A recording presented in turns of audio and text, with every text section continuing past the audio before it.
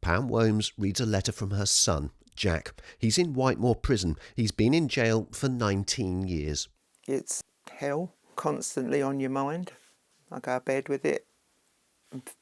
Wake up in the morning, the first thing that comes in my mind is my boy.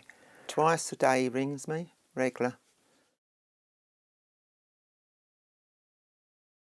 And then I worry if he don't ring. So really my life revolves around my telephone at the moment. I mean, I always go Christmas Eve and think, oh God, is this going to be their last Christmas? We've got to do this. He wouldn't put us through this if he'd done it. Like I say, he'd have been out 10 years ago if he'd admitted that he'd done the crime.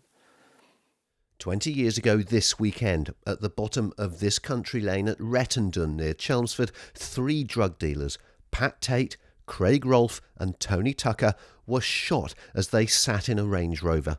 It became known as the Essex Boys murders.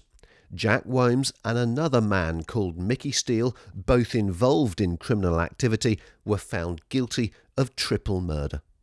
And what do you think about the fact that the Rettendon Range Rover murders have become part of Essex crime folklore, if you like, and there have been films and books? I think it's absolutely ridiculous. I do. It's just somebody earning lots of money out of it, I think. Making up different story every time, it just sickens me. None of them's got the true story. That'll come when my boy walks out. Whomes' family has long campaigned to clear his name. Once his brother even scaled a gantry on the M25. There have always been doubts about the conviction because it was based on the evidence of a police informant, a supergrass. Jack Whomes says the supergrass lied. Over the years, Whomes has lost 2 court appeals, but is seeking a third. We've got fresh evidence. But you can't reveal the nature of that evidence. No, I wouldn't say it. I'm not saying that at all. But a former senior Essex police officer who took part in the investigation told the BBC he has no doubts about the conviction.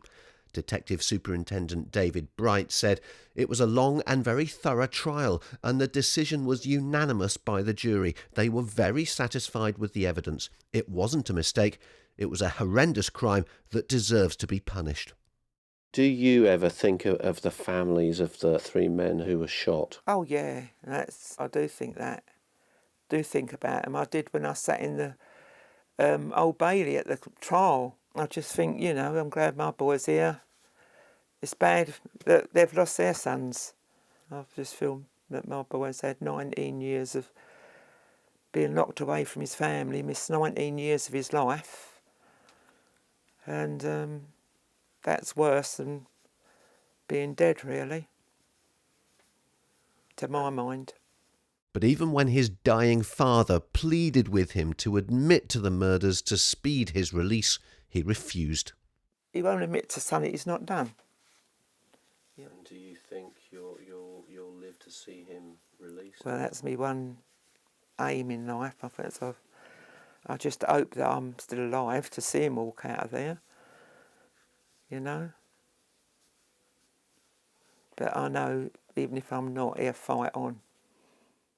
The anniversary of the Rettendon Range Rover murders means more films, more books. But for the families of the victims and the men in prison, it marks 20 long years of pain and anguish. Gareth George, BBC Look East.